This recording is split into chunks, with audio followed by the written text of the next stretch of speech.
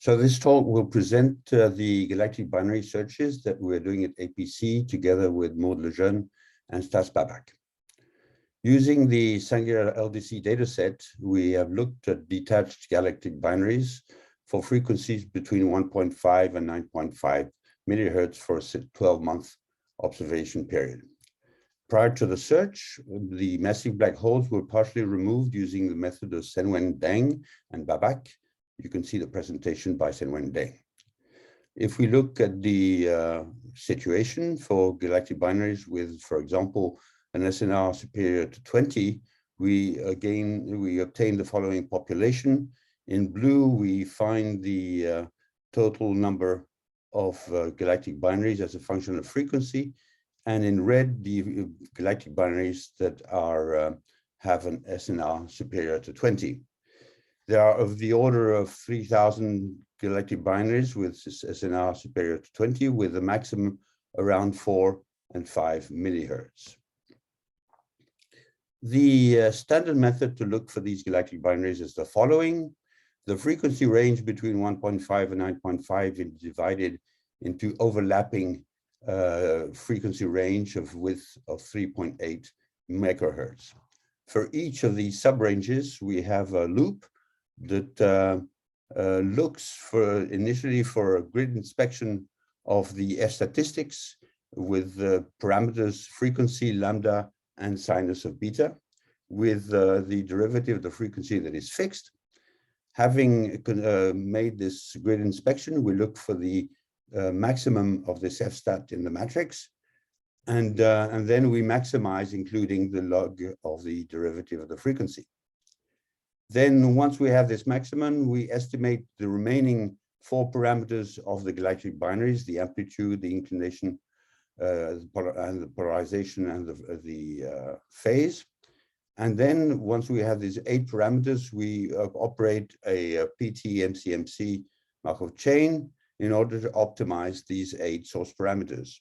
Once these optimized parameters are found, then we remove the source, and then we return to the loop and do another grid inspection. This loop is terminated when we reach either a minimum value of log L, or if a maximum number of peak is reached.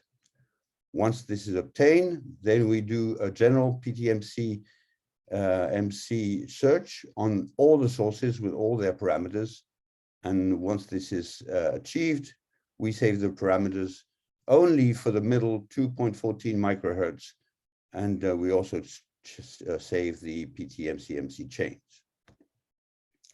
If we look at the results that we obtain, the number of sources that we find, with all SNRs, is of the order of 7,600 sources. And we define at the post-processing stage both valid sources, which are sources with the minimum required SNR, true sources that have this same minimum, but with an overlap of at least 90% with respect to a given catalog galactic binary.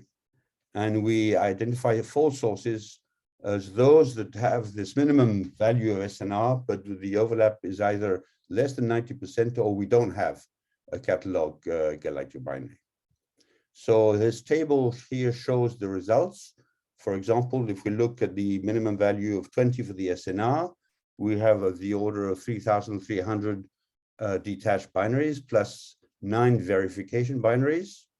We have obtained of the order of 3,268 valid sources, of which 3,115 are true sources with an equivalent galactic binary in the catalog, and plus we've also identified the 9 verification binaries.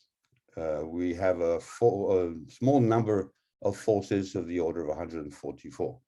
And we can do this post-processing stage for any value of the SNR min, and here we have the results for a minimum value of 15 and 10. So we see that basically we identify of the order of 94%, 90% of the catalog binaries, and with decreasing numbers as the SNR is smaller. Here we show the spectrum as a function of frequency of the catalog sources in green, and also the true sources. And we see that the main region where we find problems are between 4 and 5 millihertz. We can look now at the quality of the identification. In this top plot here, we look at the histogram as a function of SNR of the true sources in blue, and in red, the false sources, those that are not well identified. We define a quality factor, which is the accumulated sum of true sources above a given SNR divided by the accumulated sum of valid sources above the same SNR. And we see that this value starts for high SNR with a quality factor of 1, and then decreases very gradually as false sources are identified. If we look at the quality of these false sources, we see that most of them really have already an overlap with a given catalog source that is of the order of 80%, 72%. Some have not been associated to any catalog sources. On the lower part of this slide, we look at the sky location of the true sources on the left, and we see that they are all well contained within the galactic plane. And on the right, we see the false sources, those that do not have a catalog equivalent, but we see that these are also well contained into in the galactic planes. So probably they could be identified by various improvements in the algorithm. Now we can suggest some improved method on the algorithm that we're using. The first improvement is to have a frequency dependent width varying from 2 to 10 microhertz depending on the frequency. We keep the same loop, but at each step in the loop, we introduce a model selection, which says that the number of sources is fitted by a parameter, and that adding a source comes with a penalty on the likelihood and a log prior evaluation. And when do we do this? So we introduce this at this level, and then we optimize the model selection, and we save the parameters as we did before. We can also add an extra feature, which is an exchange of the parameters with the sources that are to the left or to the right of this frequency range. With this improved method, we find the following results, and we focus, for example, on the difficult range between 4.3 and 4.7. If we look at the same SNR limit of 20, we see that the standard method identified of the order of 90%, but with the improved one, we reached 94%. And we also diminish the number of false sources that we've identified. The method is efficient with high SNR, but it fails a little bit with lower SNR values. But we have ongoing developments. We are trying to refine the prior to improve the identification of sources between 10 and 20. And we also are introducing 3D galactic priors on sky localization and on the distance of the galactic binary. To illustrate the improvements that we've had, we can look at this frequency range around 4.5 millihertz. We see here the data in black and the sources identified in color. And we see that we have one false spurious source identified by this red dotted line. And we also have a source that was not found with the standard method, which is indicated here. Applying the model selection and the new method, we resolve these issues, and we find that the spurious source has been resolved, as well as the source that was not found, that is now found with this method. Another aspect of the work that we're doing is the attempt to determine the noise that is present in the data. It's both the instrumental noise and the confusion noise. We have two methods to identify these noises.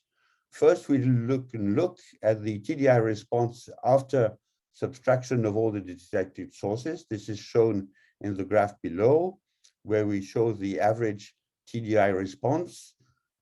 In red, the points for each frequency range shows the data before subtraction of the sources that were identified.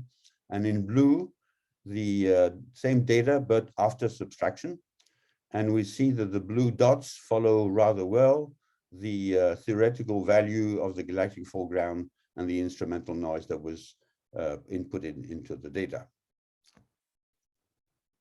So the summary of this talk, when looking during post-processing analysis at sources with SNR above 15, more than 90% of the catalog is recovered. Most of the missing sources come from frequencies close to 4.5 millihertz, where the confusion is strong. We have introduced a model selection on the number of sources that allows significant improvements, and a refinement of the prior is needed to improve on lower SNR sources recovery. We have also showed that the instrument confusion noise can be somewhat recovered, and this is ongoing work. Future work, we will interact with the people that are identifying the massive black hole in order to sequentially clean up the spectrum and improve the identification of both of the massive black holes and of the galactic binaries. And we will increase statistics to extract error bars on the source parameters of the galactic binaries. And finally, we will write up our report for the Sangria data for November 2022. And on this, we thank you for your attention.